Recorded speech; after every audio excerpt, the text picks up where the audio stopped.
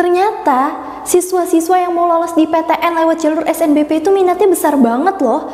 Sampai-sampai tahun lalu kakak pernah ketemu salah satu siswa yang berhasil lolos PTN, salah satu PTN top yang ada di Indonesia, walaupun dia bukan ranking eligible 15 ataupun ranking eligible 20. Jadi dia bukan 20 besar, tapi dia bisa lolos di PTN top yang ada di Indonesia. Kira-kira apa rahasianya ya? Untuk tahu strategi jitu-nya, cek video kita kali ini yuk.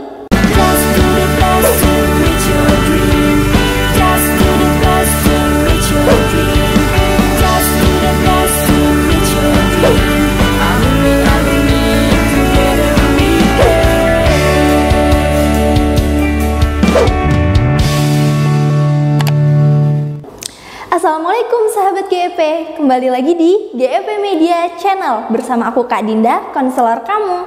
Kali ini kita bakal ngebahas seputar strategi jitu untuk bisa lolos di SNBP 2025. Gak kerasa ya teman-teman, sebentar lagi nih, mungkin sebagian dari teman-teman semua sudah dapat informasi terkait ranking eligible yang ada di sekolahnya. Apakah kalian salah satunya? Coba kalian komen buat kalian yang termasuk salah satu siswa eligible yang ada di sekolah kalian. Sebelum kita membahas strategi jitu untuk bisa lolos SNBP 2025, kalian harus tahu dulu nih, apa sih SNBP itu dan apa aja yang menjadi parameter untuk bisa lolos di SNBP, khususnya SNBP 2025. Jadi teman-teman, SNBP itu adalah seleksi nasional berdasarkan prestasi. SNBP tahun 2025 ini sebentar lagi bakal dibuka sekitar awal tahun dan pendaftarannya itu biasanya di awal-awal bulan Januari. Kemudian proses seleksinya biasanya dilaksanakan antara bulan Februari atau Maret dan pengumumannya biasanya sebulan setelah proses seleksi itu ditutup. Jadi buat teman-teman yang sudah dapat informasi bahwa kalian masuk ke dalam eligible ataupun tidak, kalian sudah harus mempersiapkan diri nih. Buat teman-teman yang lolos di SNBP, selain kalian mempersiapkan nilai-nilai dan juga parameter lainnya yang mempengaruhi kelolosan di SNBP, kalian juga harus mempersiapkan strategi jitu untuk bisa lolos. Salah satunya adalah dengan tahu apa aja sih yang memang menjadi penilaian di SNBP 2025. Kemudian kalian harus menerapkan strategi untuk memilih jurusannya. Karena kalau kita membahas strategi untuk lolos berdasarkan nilai rapor kalian, itu rasanya kurang relevan ya kalau kita bahas sekarang. Karena nyatanya kalian sekarang udah menginjak semester 5. Dan yang bisa kalian upayakan untuk nilai rapor saat ini hanyalah kalian maksimalkan di semester 5. Sedangkan 4 semester sebelumnya kalian sudah mendapatkan nilainya. Jadi selanjutnya kalian harus tahu gimana caranya nilai yang udah kalian peroleh selama 5 semester itu bisa maksimal untuk bisa masuk di SNBP 2025. Selain nilai rapor, apa aja sih Kak yang memang menjadi parameter penilaian untuk SNBP 2025? Kita akan bahas satu-satu. Oke, poin pertama yang menjadi tolak ukur penilaian SNBP 2025 adalah nilai rapor kalian. Nilai rapor selama 5 semester. Nilai rapor ini akan diakumulasi dan menjadi bahan penilaian untuk SNBP 2025. Rata-rata nilai rapor kalian akan dilihat apakah memenuhi minimum dari jurusan yang kalian tuju. Persentase dari penilaian nilai rapor ini cukup tinggi ya teman-teman. Bisa mencapai 50-60%. Jadi untuk penilaian rapor kalian itu akan dihitung berdasarkan rata-rata. Kemudian ada yang namanya itu sistem mata pelajaran pendukung. Kalau sistem SNBP ini masih berlaku seperti tahun lalu, maka mata pelajaran pendukung ini menjadi salah satu tolak ukur penilaian juga. Jika kalian sudah menentukan salah 2 dari jurusan yang kalian tentukan, maka jurusan tersebut pasti memiliki mata pelajaran pendukung yang menjadi nilai dominan yang akan diprioritaskan untuk lolos di SNBP 2025. Oke, kakak kasih analoginya ya. Jika kalian misalnya mau masuk di jurusan farmasi, kemungkinan mata pelajaran pendukung yang bisa membantu kalian untuk lolos di jurusan farmasi adalah mata pelajaran kimia.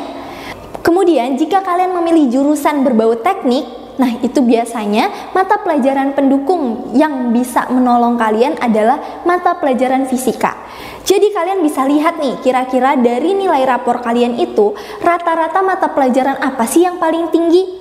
Kalau seandainya mata pelajaran itu memang sesuai dengan jurusan yang mau kalian tuju, maka itu bisa menjadi salah satu parameter penilaian yang bisa menolong kalian untuk bisa lolos di SNBP 2025. Kalau gitu kalian bisa cek nih nilai rapor kalian bisa rata-ratain per mata pelajaran, kalian bisa memilih jurusan berdasarkan dari nilai mata pelajaran mana nih yang kalian paling tinggi. Itu semua bisa kalian lakukan kalau memang kalian pengen peluang lolos di SNBP 2025-nya itu semakin besar. Namun, kalau ternyata kalian sudah memiliki jurusan yang mau kalian tuju, tapi ketika kalian lihat nilai mata pelajaran pendukungnya itu nggak sesuai, melainkan kalian memiliki mata pelajaran lain yang nilainya lebih besar dibandingkan mata pelajaran pendukung dari jurusan yang kalian pilih, maka pilihannya dikembalikan kepada kalian. Apakah kalian tetap memilih jurusan yang memang sudah kalian tentukan sejak awal, atau kalian mau mengubah jurusan berdasarkan peluang yang lebih besar. Namun, nggak menutup kemungkinan juga kalau kalian tetap memilih jurusan yang sudah kalian tentukan sejak awal dengan nilai mata pelajaran yang memang sebenarnya bukan menjadi mata pelajaran dengan nilai paling besar yang kalian miliki. Karena bisa jadi penilaiannya itu dibantu oleh parameter-parameter penilaian lainnya. Oke, kalau gitu untuk nilai rapor, gambarannya seperti itu ya sahabat GEP. Kita akan bahas untuk poin yang kedua. Poin kedua, penilaiannya itu berdasarkan sertifikat dan juga kejuaraan yang pernah kalian raih saat kalian SMA. Jadi buat kalian yang memang memiliki sertifikat penghargaan atau sertifikat kejuaraan seperti juara 1, 2, 3, baik itu tingkat kabupaten, kota, provinsi ataupun tingkat nasional, bahkan internasional. Penilaian sertifikat ini juga menjadi salah satu faktor penilaian untuk lolos di SNBP 2025. Tapi yang perlu kalian perhatikan adalah penyelenggara dari lomba ataupun kejuaraan yang kalian raih itu. Biasanya panitia SNPMB itu lebih memprioritaskan lomba-lomba ataupun kejuaraan-kejuaraan yang memang diselenggarakan dari penyelenggara-penyelenggara yang sudah dijamin dan cukup kredibel. Misalnya, kalian melaksanakan lomba dari universitas-universitas PTN maupun PTS yang memang sudah diakui di Indonesia. Hal itu biasanya menjadi pendukung dan menjadi salah satu faktor yang membantu kalian untuk bisa lolos di SNBP 2025. Apalagi, sertifikat yang kalian raih itu ada kesesuaian dengan jurusan yang kalian pilih. Jadi itu ya teman-teman untuk poin kedua tentang sertifikat yang menjadi salah satu penilaian untuk SNBP 2025. Selanjutnya kita bahas poin ketiga.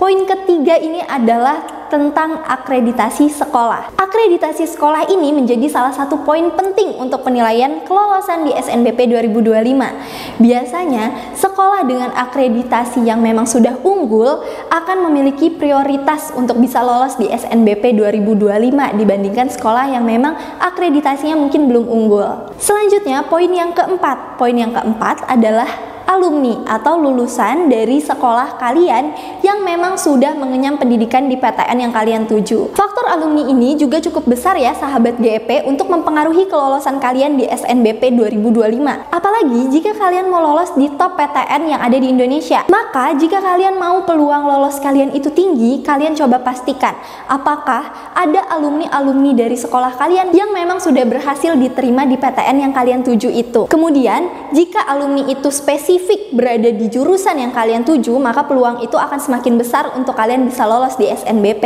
Tapi kalian harus pastikan juga nih, apakah memiliki track record yang baik selama dia berada di PTN tersebut. Mungkin ada beberapa alumni yang ternyata ketika dia lolos di PTN, namun dia tidak memiliki nilai IPK yang baik, atau malah dia tidak mengambil kesempatan ketika dia lolos di SNBP UTBK tahun lalu. Nah, hal-hal seperti itu bisa mempengaruhi ketidaklolosan kalian di SNBP. Jadi coba kalian pastikan dulu nih, memiliki track record yang cukup baik selama ada di PTN tersebut, atau justru tidak memiliki track record yang baik sehingga itu semua bisa mempengaruhi kalian untuk tidak diterima di PTN tersebut. Poin yang kelima adalah terkait memilih jurusan. Untuk SNBP 2025, kalian kemungkinan akan mendapatkan kesempatan untuk memilih dua jurusan. Dua jurusan ini bisa kalian pilih dari satu PTN atau dari dua PTN yang berbeda. Strategi jitu yang kakak sarankan adalah kalian utamakan untuk memilih dua jurusan di dalam satu PTN. Karena jika kalian memilih dua jurusan itu dengan PTN berbeda, apalagi keduanya itu adalah PTN top yang ada di Indonesia, bisa kakak bilang kemungkinan kalian untuk lolosnya itu semakin kecil. Karena setiap PTN itu akan memprioritaskan para siswa yang menaruh jurusan dan juga PTN-nya di pilihan yang pertama. Kakak pernah bahas tentang data-data berapa persen sih siswa yang lolos di pilihan pertama dan pilihan kedua. Kalian bisa cek di konten-konten kita sebelumnya ya. Berdasarkan data yang diperoleh tahun lalu, ternyata siswa yang lolos di pilihan kedua itu persentasenya jauh lebih rendah dibandingkan siswa yang lolos di pilihan pertama. Hal itu menunjukkan bahwa ketika kalian memilih dua jurusan dengan dua PTN yang berbeda, maka persentase itu akan semakin rendah. Tapi jika kalian memilih dua jurusan di dalam satu PTN, maka peluang kalian lolos itu semakin lebih besar. Jadi, itu ya teman-teman, 5 poin utama yang mempengaruhi kalian lolos SNBP 2025 atau tidak. Selanjutnya, kakak akan bahas tentang cara menghitung peluang berapa persentase kalian bisa lolos di SNBP 2025 di konten-konten selanjutnya. Untuk itu, kalian jangan lupa like, komen, dan subscribe supaya kalian gak ketinggalan info-info menarik seputar PTN lainnya. Buat kalian yang masih bingung untuk memilih jurusan yang sesuai dengan minat dan potensi diri kalian, kalian bisa ikuti yang namanya Talent Mapping Hipotes dari GEP Media. Kalian bisa cek Instagram GEP Media untuk tahu informasi lebih lanjut. Sedangkan untuk kalian yang sudah mendapatkan peringkat ranking eligible di sekolah kalian dan sudah memiliki keseluruhan nilai rapor 5 semester, maka kalian bisa ikuti rasionalisasi jurusan dari GEP Media. Kalian bisa mengetahui berapa persen peluang kalian lolos di jurusan yang mau kalian tuju. Kalau seandainya peluangnya besar, kecil, atau sedang, kalian akan disarankan beberapa jurusan yang memang masih satu minat dan satu potensi kalian, tapi memiliki peluang lolos di SNBP yang lebih besar. Jadi kalian bisa cek aja di Instagram GEP Media untuk tahu informasi lebih lanjut. Oke, untuk akhir video ini kakak mau ingatkan untuk kalian update terus terkait informasi SNBP 2025 di portal resmi SNPMB ya. Jangan sampai kalian ketinggalan informasi tentang SNBP 2025, khususnya tentang jadwal dan juga strategi-strategi lainnya. Supaya kalian gak bingung-bingung, mending kalian langsung subscribe aja GEP Media. Kita akan update terus informasi-informasi terbaru. Cukup sekian informasi kali ini. Next kita bahas apa? Kalian bisa share di kolom komen ya. See you, bye-bye. Assalamualaikum.